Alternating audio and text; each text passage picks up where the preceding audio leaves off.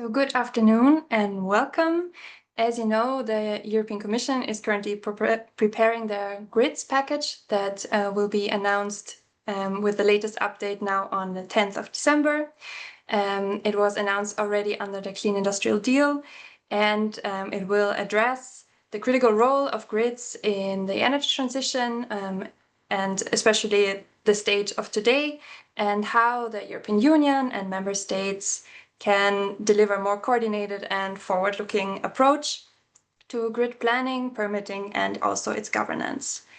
In today's webinar, we can explore and discuss what we expect from this regulatory reform package, framework package, what we want to see, and what it should deliver for us.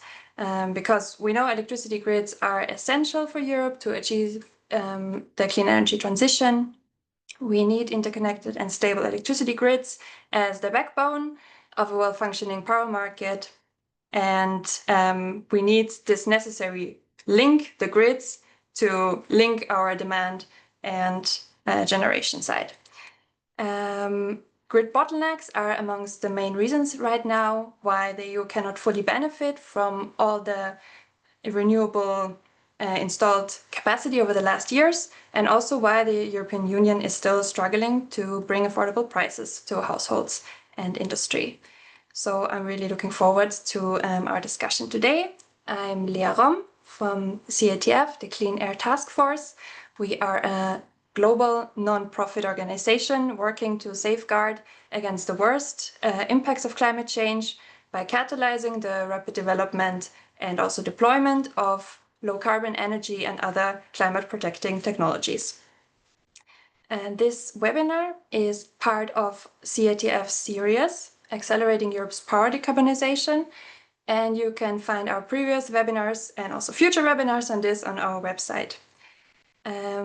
I would like to highlight at this point also that we have published a policy briefing on the topic we are discussing today. And so feel free to take a look. It's also available on our website. Then I will guide you quickly through what we're going to discuss today. So first we will hear a keynote from Bruno Tobak, a member of the European Parliament. Really happy that he will join us today. He's from the S&D group, and he has been instrumental in shaping the Parliament's vision on the upcoming grid framework package.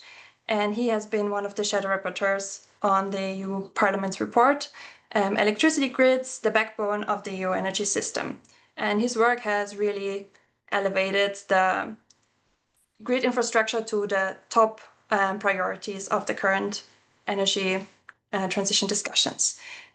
He has still promised to connect, so we will see when he's able to join. Then I will hand over to my colleague, Kasparos Spokas, who is the director of the electricity program of CATF. He will moderate 30-minute panel discussions with 3 excellent speakers that we are happy to welcome today. Jacques Varichet from the International Energy Agency, Fabienne Rock, who is the Executive Vice President and Head of Energy Practice at Compass Lexicon. And we have also here Alessia Verona from CATF. She is our EU Affairs Director, and she can give us some insights on the upcoming grid package. Then we will open the floor for your questions. Please feel also encouraged to write your questions already during the discussion in our Q&A section. Also, please note that this webinar is going to be recorded and will be available also on our website afterwards. Let's see how we are with Bruno Tobak joining us. Any update? I think he's having some technical difficulty connecting. Then I would probably pass over to Kasparos to introduce our panelists and set a bit the scene of what we want to discuss today. And yeah, very excited to explore the topic. Thanks, Leah. We'll stay afloat if Bruno joins and ensure that he can provide perhaps a keynote closing speech instead of an opening speech. So thank you for your opening remarks. Thank you for being here. I'm very pleased to introduce our panel, which I will know will provide very interesting insights on this topic. So we have Jacques Warichet, the Power System Transformation Analyst on the Renewable Integration and Secure Electricity team at the International Energy Agency. Fabien Roch, the Executive Vice President and Head of its EMEA Energy Practice at Compass Lexicon. And our very own Alessia Virone, Government Affairs Director of our Clean Air Task Force Europe program and team. So, Leah, if we can maybe stop sharing the screen and just have the panelists ensure their videos are on. Great. So, Jacques, I was thinking of starting with a question for you. Why have electricity grids become the bottleneck in our energy transition? And in particular, why is this gap a challenge and particularly problematic for Europe? What are some of the consequences that are showing up in the system today? Thank you, Kaspar, and everyone. Good afternoon, good morning, wherever you're joining from. So yes, the grids are becoming a bottleneck. They are instrumental to achieving our climate and energy goals, but we see already that they are problematic now. It's a global issue, not only Europe. I will give a few numbers at the global level. We have installed and expanded 25 million kilometers of grids in the last 20 years, but to achieve the climate pledge that were made by the different countries, we need to more than triple this pace and install 80 million more kilometers by the next by 2040. So that requires really also not only accelerating the deployment, but also doubling the investment on a yearly basis to make sure that we meet these targets. And the consequences are already visible today of the lack of grids. We have more or less 600 gigawatts of renewable projects which are already in advanced stages of completion, which are waiting in connection queues. We see congestion costs rising in major markets like the Netherlands, Germany, Spain, and not limited to those. Of course, this is becoming a real societal issue. We can't connect new EV chargers, data centers are waiting, and of course, we can't decarbonize quickly enough for electricity. So for Europe in particular, that really puts a threat to their ambitions. Affordability, the costs of congestion is passed on to customers. Competitiveness of industry, they will not be able to electrify as quickly as they want to, and their prices are also not decreasing at the pace that we would like to see. And finally, also resilience is a problem. We really have a lot of old grids that need to be modernized. They are often over 40 years old, and there is now a need to make sure that these grids are able to withstand all the complex threats that are affecting the system. So I think there is really a fundamental shift that needs to take place.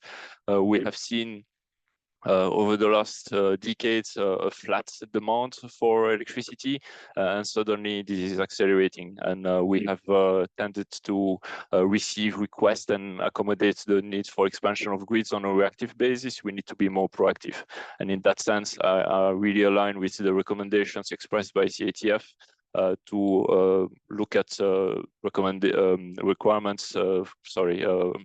requests for connection on a batch or portfolio basis rather than individually on every single request. And also we see the the need for a different type of studies, because we used to have large requests coming from time to time, and now a lot of small requests come at a very high pace. And therefore, having a planning horizon which is much longer, that takes into account the lifetime of the assets, is really necessary. 10 years is not sufficient. We need to expand at least to 20 years to make sure that we can do that on time. And finally, all this is compounded by the difficulty to implement. It's good to plan, but then reality is often lagging, because permitting is an issue, and we know it's becoming very complicated. I'm glad to see that there is a lot of initiatives being taken to improve and accelerate planning, but this also permitting, but this is really a problem today. Thank you. And now I see Bruno has connected. Well, yes, I think I we're have. going to welcome. We are going to pivot back to you for your opening remarks, and I think they actually Jacques set us up very well with his opening remarks as a panelist. So, Bruno, I'd like to pass it back over to you for your remarks today. Yes, thank you. Well, first of all, apologies for difficulties in connecting. It seems that the European Parliament and Zoom don't get along very well. I hope that's not a geopolitical issue these days. But thanks for inviting me, and thanks everybody for attending. It's good to see a lot of attention for the grids discussion, because I think they've very long been a bit of a policy blind spot. I think it was a matter for engineers, it was for local authorities that made some money out of the guaranteed returns. And I actually realized that even very motivated campaigners for renewable energy moving away from fossil fuels, they never paid much attention to grids. And I got the feeling that we were somewhat taken by surprise in two different ways. First of all, the fact that we have suddenly found out we are extremely vulnerable in our fossil fuel-based status quo because of that geopolitical scene that has changed. And secondly, the acceleration of the technological development has kind of taken everybody by surprise. Renewable energy used to be seen by many of my colleagues as a sort of hobby project for hippies with solar panels on their garden sheds. But actually, last year, wind and solar together produced about half of the European Union's electricity, and they've become one of the biggest industrial projects of the decade, and actually a credible pathway to competitive energy prices in Europe, and maybe even the only credible pathway if energy independence is also a serious concern. And what we see now is that the speed of that evolution has caused the electricity grids to become a major bottleneck in Europe. To put it simply, producing cheap energy is not really a major challenge anymore. Getting the energy to its potential users is what is today the huge problem. And what we see now is that across Europe, we're waiting queues for investment-ready electricity production projects, most of them renewable, by the way, equal to kind of the combined capacity of a few hundred nuclear power stations, actually, at a fraction of the cost. And there's an equally impressive queue for connection of storage projects, mainly battery-based, that also wait for unavailable connections. And at the same time, we realistically estimate that in 2024, so last year, the Union curtailed the equivalent of more than 7 billion euros of electricity production, while we are complaining every day about too high electricity and energy prices. So I think it's high time that, and there's also a good reason, obviously, why suddenly we have something like a grids package that is standing on its own 2 feet, apart from the rest of the discussions on electricity market design, energy market, energy union. Now, what do I believe that it should bring to the table? Looking at what is going on in and around Europe in the different countries, I think the first thing we need is a clear ambition. We had, and I'm very happy to say, we had a vote this morning in the ITRE committee, Industry and Energy Committee, On the climate targets, where a majority confirmed their 2020 or 2040 reduction target of 90%. Why is that important in this respect? Because with or without some flexibilities, and we're still going to have that discussion probably in the coming months between the Parliament and the Council. But it's definitely clear that only electrification can get us to that point on the horizon at sufficient speed. And so it means that investing in grids is a priority with a capital P. So ambition is the very first thing that we need to see in a grids package and in the whole coherent European Union policy. And the second, just to use the word, the second main thing that we need is the ambition coherence. I think most of all, in the planning process, there are a lot of obvious wins, such as, for example, aligning investment plans on national level with all the emission reduction targets that the different member states of the European Union have already agreed to. Aligning the investment plan not just as a kind of a statement, but for example, also as a real guideline that national regulators must use and can use to approve anticipatory investments. It's something they are in many cases still wrestling with, because it's not something they are used to in the development as it has been done in the previous decades. Third main objective, main target, I think, would be integration, better integration than we have it today. Because obviously, for an electricity system with a large amount of different and very often production technologies, everything in the chain matters, both from top to bottom inside the system. There's this nice mantra launched by the TSOs saying that there is no transition without transmission. I think it's also clear by now that there's equally no solution without distribution. You will need at both levels, and they need to be coordinated and really better interlinked than they are today, both at the operating level and on the playing level. And secondly, also integration across borders. We still have a legacy of national TSOs, national regulators. But if we want to align our investments with the emission targets, we also need to do that on a let's say supranational level, either the EU level or at least a better coordinated regional investment planning.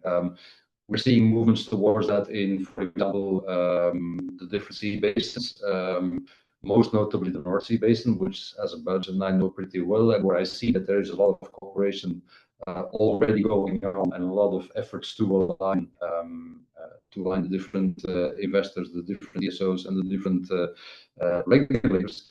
But what is missing and what the grids package should probably bring us is a few innovative models on cost sharing of notably cross-border relevant investments. We see that a lot of highly relevant investment projects and interconnections get hung up because of the fact that we do not find a way to justifiably distribute the costs between energy exporting countries, energy importing countries, and energy through transmitting countries. So we need better models for asymmetric cost sharing, which need to be developed maybe through guidelines of the European Commission, which would need very clear instruments for cost-benefit analysis that go across national borders, which take into account, and then come back to my previous point, also the existence or the planning, at least, of investments at the distribution level, for example, in storage, and which would also require, and that's probably a very difficult one, but at the very start would require a lot more transparency on both investment planning and on data from the different national players in the system. I noticed, for a simple fact, that, for example, in Flanders, when we started rolling out smart meters, we're at about 90% right now. One of the big problems was that there was behind those smart meters was not really a functioning system of collecting data, of processing data, and then of sharing data. And I think both sharing it with relevant parties, but also with the national regulatory authorities, and probably with European regulatory and planning authorities, is one of the things we absolutely need to make happen if you want to take relevant and efficient investment decisions. So there's a lot of work to be done. The problem is, of course, that me, just being a humble member of this of the European Parliament, we do not really see yet what the Commission will put on the table. Not in 2 weeks, but in about a month now, because it's been moved up to or moved back to the 10th of December, the announcement of the grids package. If that means that we are waiting for decisions or proposals that are more far-reaching and more ambitious, then I'll be very happy about it. But it is clear that we do not have much time to lose. And I think that one last point that I want to stress, and one big challenge that we have, is that we are seeing a very big discussion going on the entire energy landscape in Europe, in the European Union. And we must not lose sight of the fact that there is also a degree of competition for investments on that. We will need a huge investment in electricity grids to connect existing viable investment-ready production, storage, and consumption. But at the same time, there's also a very big call to invest in, to name but one thing, pipelines for as yet unavailable and unaffordable green hydrogen. And the Connecting Europe facility in the MFF will get a huge increase in budget, actually by factor 5. But obviously, one of the big challenges will be that to make sure that enough of that money goes into investments that will be immediately efficient, and not into investments for something that may one day come or may not come. That's not just important for the effect on energy prices, it's also very important for the effect on the whole value chain of grid investments and different economical actors within that. If we need materials, if we need equipment, if we need cables, if we need transformers, and there's a whole different discussion that we could have on that, on standardization, and you name it. But first of all, we need to have certainty about the investments and the rhythm of the investments. I missed, because of the connection problems, part of Jacques' introduction, but I heard him at least mention once permitting. I'm well aware that there is a discussion on permitting. One of the things that worries me a little bit is that when I hear the commissioner himself, so that's not a secret bit, I'm not revealing the crown here. Hear the commissioner coming up with we need permitting in 6 months. I am a little bit worried, not because I have a problem with fast permitting, but because I hear a lot of the investors and the developers themselves say that 6 months is not really a realistic timeline to develop a well-supported and well-consulted and well-consorted project. But secondly, if you think you finished your job by giving a permit in 6 months, when you have to wait for 6 years to even get a cable, you haven't really done much for electrification. And I really do hope that we don't end up with some huge symbolic big word win saying, look how fast we can permit. That might, on the one hand, destroy public acceptance in a number of cases, and on the other hand, lead to a whole bunch of unused and therefore useless permits where people are sitting on while they are waiting for years to get a cable. because in the field and in the economy, it will not make one iota of difference. It will sound like a victory, but it's a Pyrrhic victory if ever there would have been one in that case. But I'm going to be an optimist about that.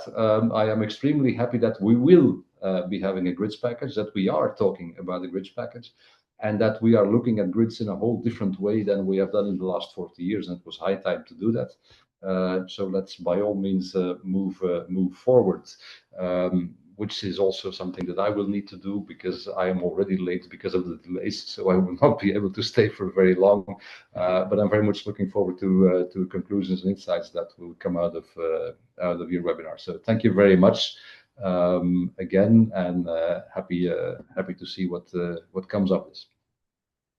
Bruno, much thanks from our side for providing these remarks. I think you capture the scenario very well. As you know, it's a very complex system that requires multi-layered and proactive planning, and there's a cascade of barriers that we're dealing with. It's not just one. And so, frankly, I would also like to see a lot of ambition in the grid package.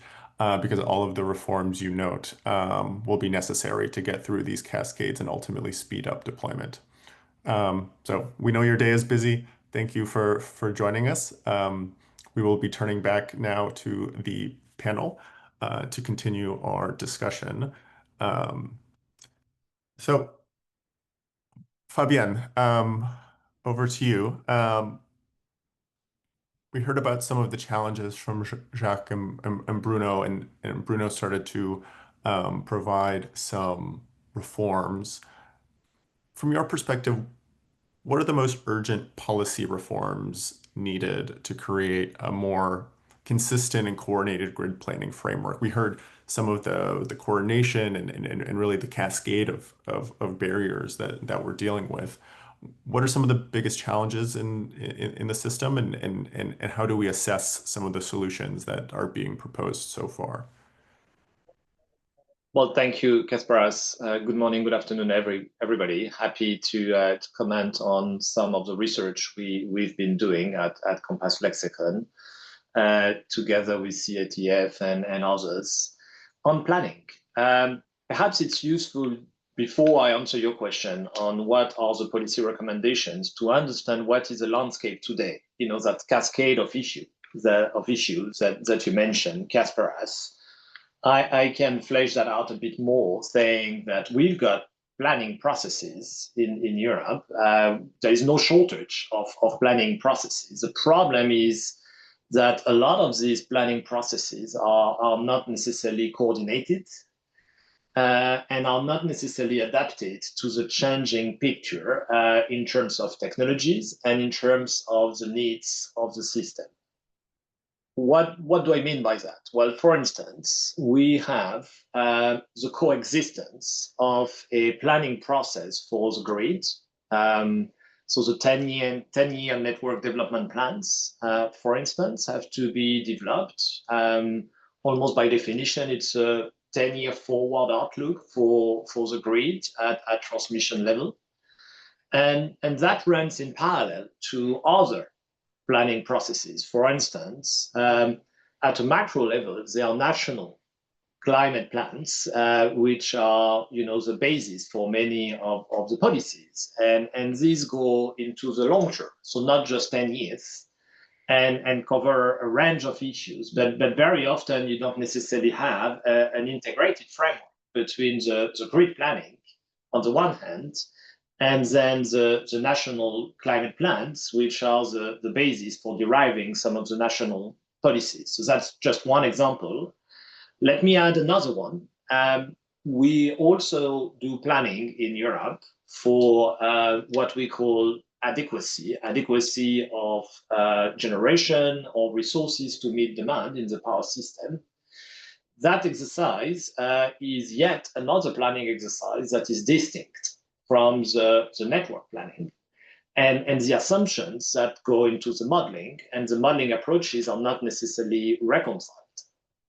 And we've recently added another layer of planning with the assessment of the flexibility needs And yet again, this is not part of a comprehensive approach. So you understood through these examples what I'm going to say in response to your question.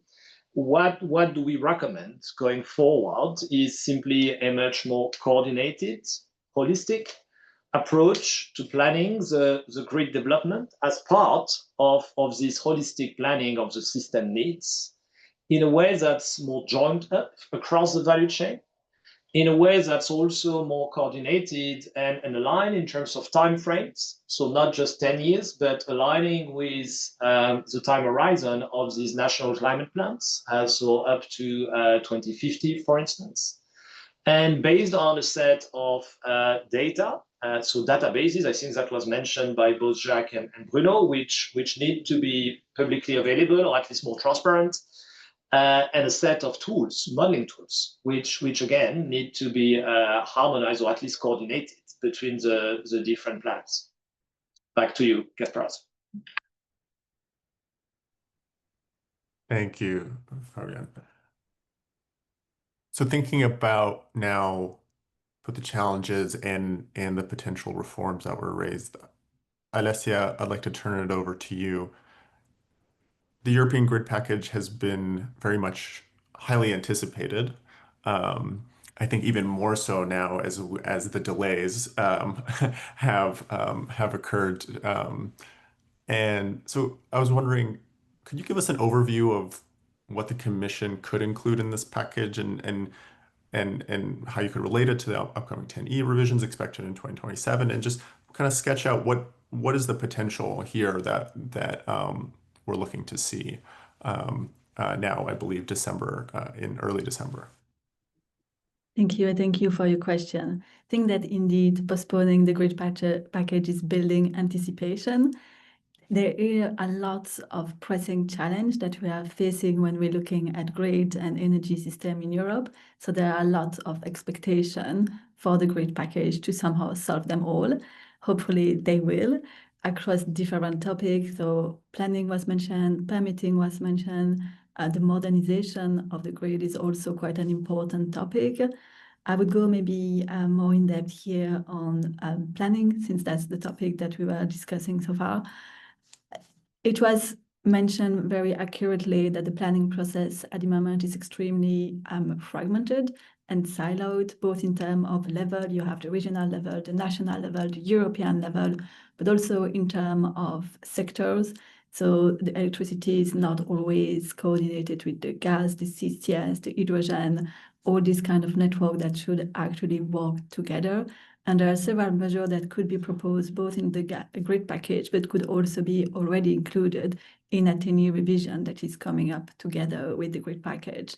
The first one is focusing on timeline. So making sure that when we are doing planning at the EU level and at the national level, we are actually aligning timelines so that these two exercises do not happen in parallel line, but in a coordinated approach. I think Acer was suggesting to have this kind of planning process every 2 years, and that makes a lot of sense if you want to have the ability to follow progress, to identify early on any kind of challenge that arise and take the reaction on time.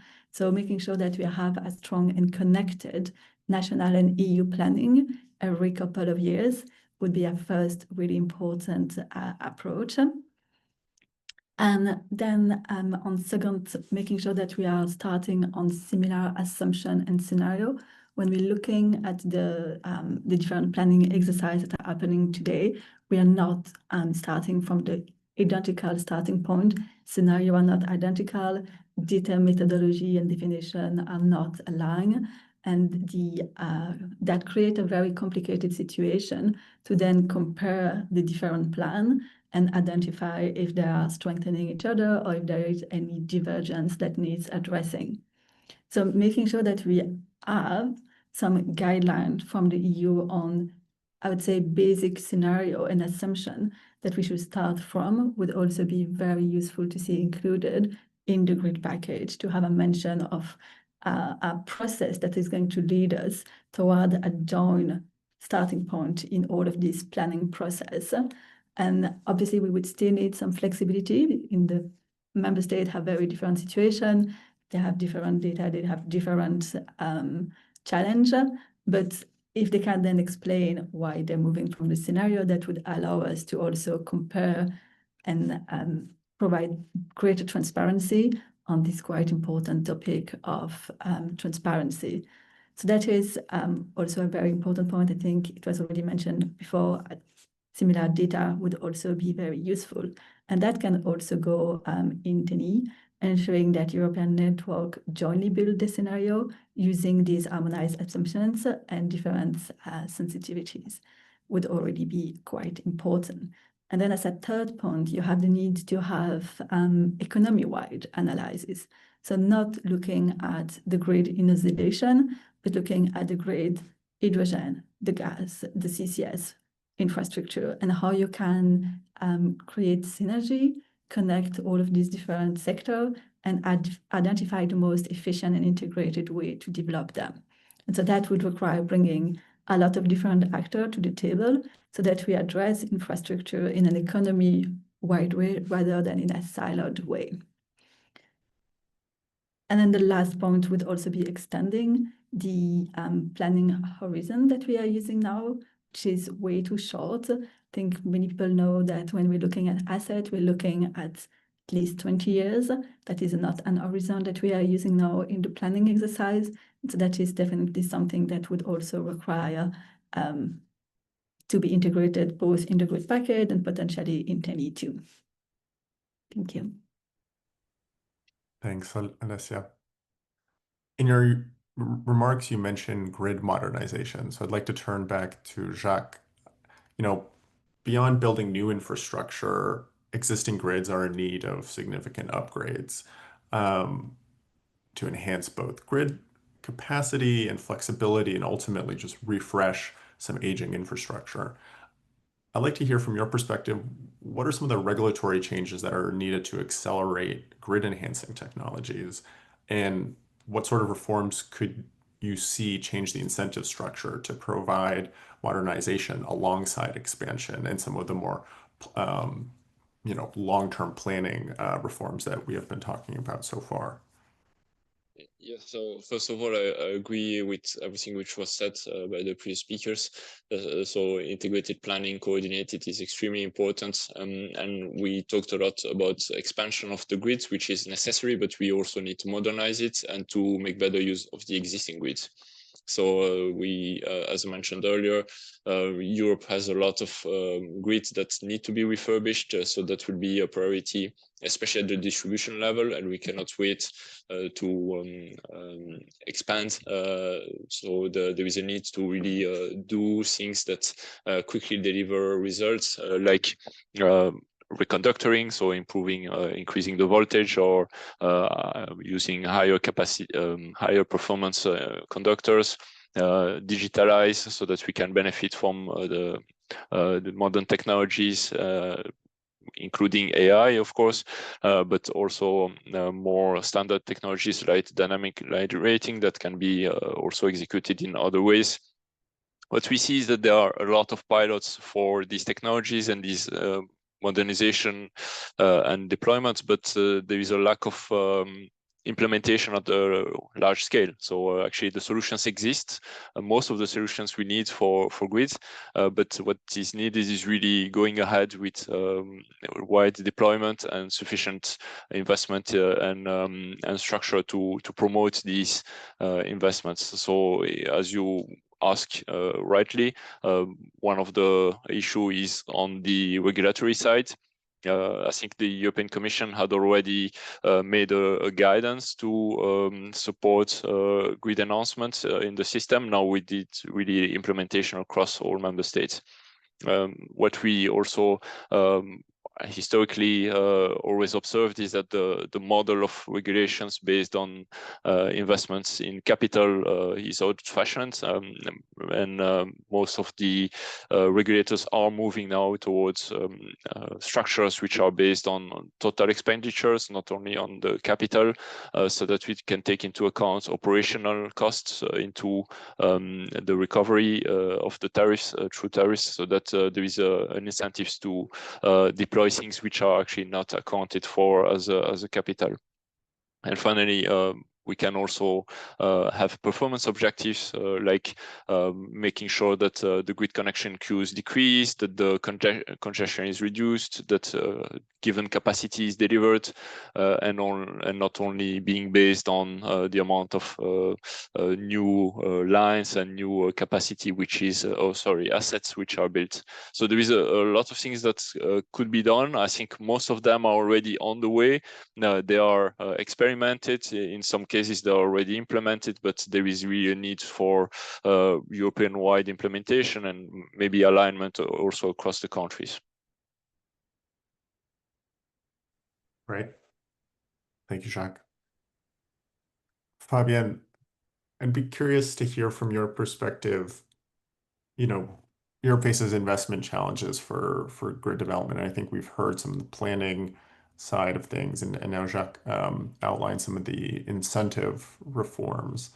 I'd be curious, for ensuring adequate financing that reaches both the transmission and distribution levels, and also enables forward-looking investments without creating stranded assets. How can we create an investment framework that manages these tensions? I'll just proactively see, in the Q&A, we have a question about how to protect consumers while funding necessary grid upgrades, as this might also mean increasing network tariffs. So how do you think about the investment framework that both kind of creates the certainty and forward-looking signals for investment, while fairly allocating costs to member states who benefit, directly from shared infrastructure?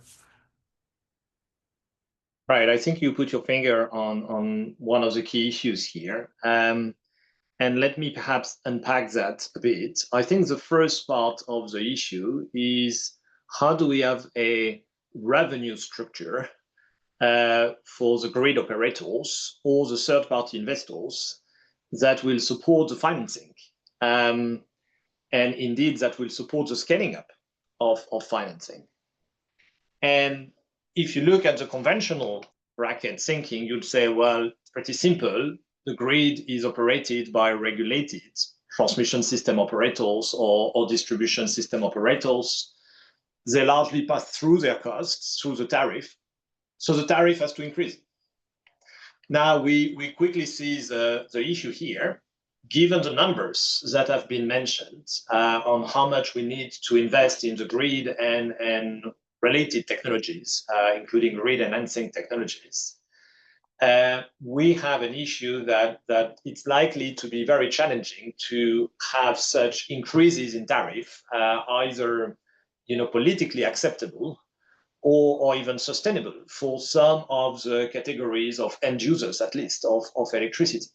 And that circles back with what Bruno was saying. We also need to reconcile that with the competitiveness question. So the first question on the revenue side is who should pay and when should we pay for that infrastructure? On the who should pay, well, this is where we can broaden the spectrum and potentially think of bringing third-party financing here, so that it's not just the conventional model of the transmission and distribution system operators. There is no shortage of capital to be deployed, provided the revenue model is there, and or provided there is a benefit. So we've seen many large industrials in Europe saying that they are ready to step in and contribute to the financing of the grid, provided the regulatory framework and the revenue model are there to allow third-party financing alongside the transmission and distribution operators. And what is needed here, in my view, is to revisit the European framework, which allows for exceptions or exemptions to the traditional approach, where the grid investments are essentially driven by TSOs and DSOs, to have a much more systematic and comprehensive approach for third-party investment. Now, the second part of the question on who pays and when should we pay for it is to think hard about how to allocate these costs between different categories of consumers. And potentially, when I say customers, it's also customers of future generations. So let me start with that last part. The grids that we are going to build or are building in the next decade or 2 decades in this fast-tracked energy transition will be there for decades, if not centuries, to serve the benefits of consumers in a carbon-free system. And to some extent, if you have a 1-for-1 system where it's only the current generation that pays for everything, then that may be too high a burden given the speed of the transition. So some governments across Europe have already starting implementing mechanisms which are spreading the costs of the investment in the grid and these assets across time, so that it is not just a 1-for-1 where you have the peak of investment and then on the shoulder of consumers.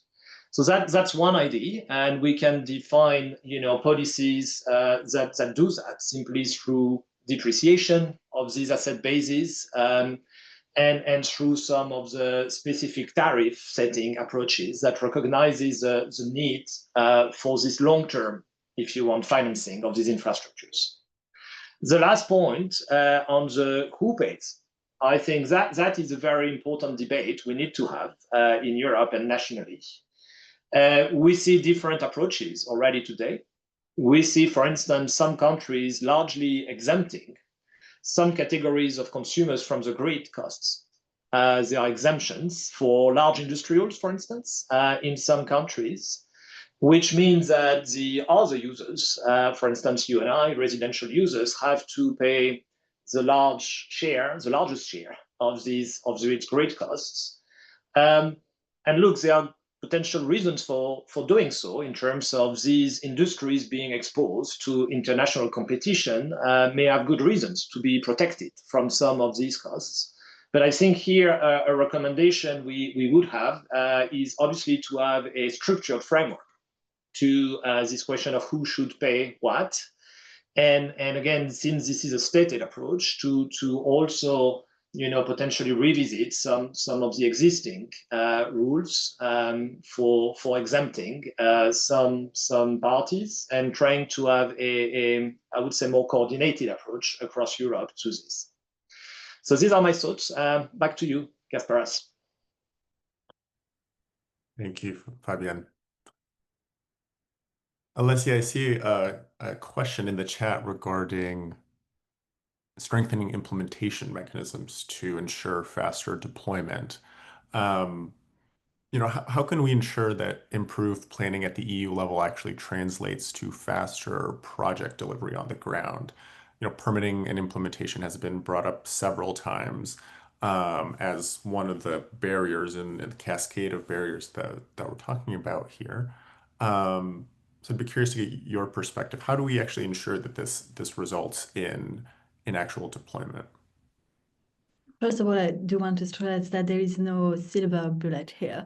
There is not one measure that we can take that will ensure that we have the grid system that we need to have. But there are several elements that we need to look at. I think when we look at implementation, we need to find a balance between what are like legal obligation and what is increased coordination.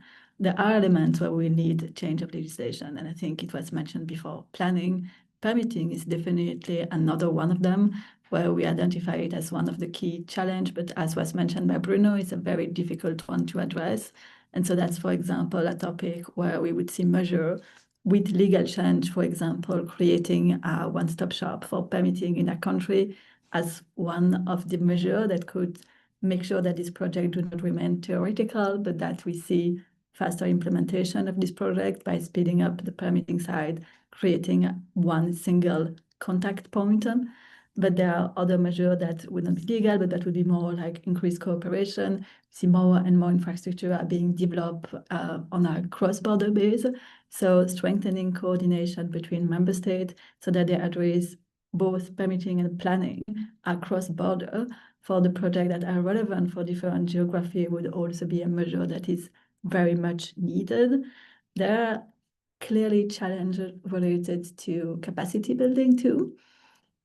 I think we have to be realistic here about the fact that many countries have limited fiscal capacity. So while we would always like to have larger team and larger expertise available, it's not always realistic. And so what can be done then to provide the training to the staff existing that is needed, but also to make sure that we're identifying best practice that can then be disseminated across the different stakeholders and countries could also be one of the measures we explore. Right, fantastic. Well, just noting that we are running up on time. So, a question for all of the panelists to kind of round us off. Looking at the upcoming grid package, I'd be curious from your perspectives, what are the 2, 3 most critical recommendations that you believe must be included for this to be considered a success? I know we spoke a lot about a host of issues and a menu of related and necessary policy reforms to deal with this cascade of barriers. So I'd be curious though if you can try to refine it down just to 2 to 3 most critical recommendations, leaving your answers to only about a minute. Perhaps we'll start with Jacques and then we'll go to Fabienne and Alessia to close us off. Yeah, I think we have addressed already vastly 2 of them, which is the first one is on permitting to make it easier, streamlined, and of course the deployment of one-stop shops to help address the permitting quicker. The second one is the planning, how is this coordinated and the planning horizons that need to be aligned with lifetime of assets. But then the third one we didn't really speak much about is the fact that there is probably an opportunity for more transparency in the planning, transparency to have clear view on the role of grids versus demand side flexibility, for example. We see that demands will, depending on our scenarios in the next 10 years, at least cover 20% of the needs for short-term flexibility, so the daily ramping. So there is a need to more transparency to have the demand addressed, how much will come from demand, what is the flexibility assumed in all the various scenarios, also addressing the choice between what is new line versus other choices like using better the lines or adding flexibility in the system, and this could be mandated at both the European level and the national level. So I think with those 3 recommendations we can already make a lot of things happen.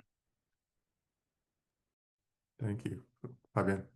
Yeah, I'll completely second what Charlotte, as already mentioned. Jack clearly spotted the role of planning. Anticipatory investments based on the planning is another keyword I would highlight. The role of regulation that facilitates investment and innovation in grid enhancing technologies. I think we discussed that. We discussed the need also on the financing side to work on the revenue models of grid operators and the role of third-party financing.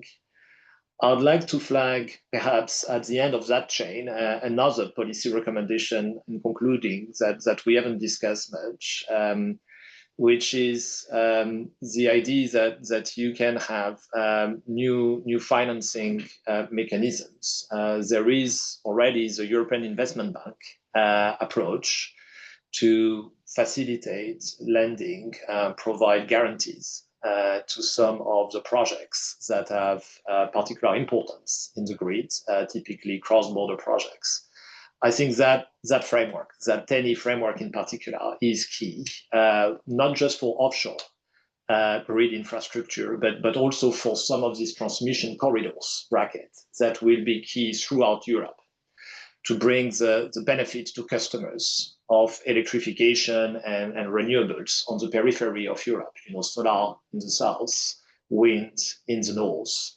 And these corridors cross countries will only happen if we are able to, I would say, improve that TENI framework and make sure that we also have role for financing guarantees and new financing structures from the EIB in particular. So I'll stop here. Thank you. Alessia? I think I definitely agree with everything that was mentioned. I will add a few points. The first one is we need to also have an important focus on interconnector.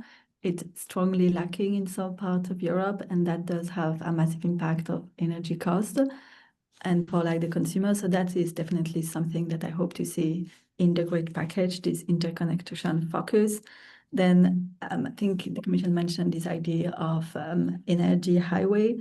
So that's also something that we are very much looking forward to make sure that this will actually come not only with as terms saying it's a priority, but with actual investments and regulatory measure to support their development and deployment.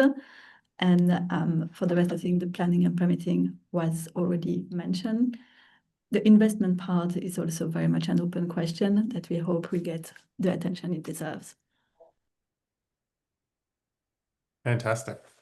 Well, thank you all for all your contributions. I'd like to pass it back to Leah for some closing remarks. Thank you so much, Kasparos, and really thanks to all our speakers. It's been really great. I think the discussion today was covered all the super relevant topics. We raised all the points from how to better plan cross-border transmission, how to increase investments, what it would mean. We know that it already amounts to €500 billion to 2030, so this is really a priority, as also Bruno Tobak said in our opening keynote. And we discussed also the role of modernization, adding flexibility to our system, and that we just really need to do everything to upscale our grid capacity. I would like to repeat what Bruno said, no transition without transmission. I think we can take this home today. And a big thank you also from my side to all the participants for joining us today and all the great panelists for their valuable contribution to the discussion. Thanks a lot.